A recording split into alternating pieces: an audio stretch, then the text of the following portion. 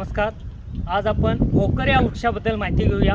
पोटाचे विकार, त्वचा रोग, जखमा, अतिसार व लघवीच्या समस्यांवरती अतिशय उपयुक्त असणारे हे झाड आहे. याची फळं पिकलेली आहेत, आपण पाहू शकता.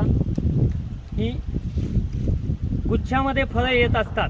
ही फळं ज्यावेळी कच्ची असतात त्यावेळी यांची सुंदर अशी भाजी बनवता येते. ही भाजी भूक लागण्यासाठी अतिशय उपयुक्त आहे. तसेच याचं लोणचंही बनवण्यात येतं.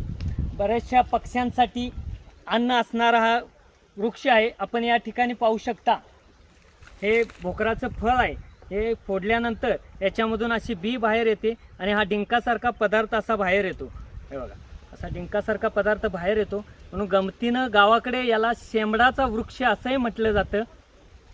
आता आम्ही या वृक्षाचे बीज संकलन करीत आहोत आणि या वृक्षांची लागवड करायची असेल तर या बिया रुजवून किंवा याचं कलम करून आपण ही रोपं लावू शकतो.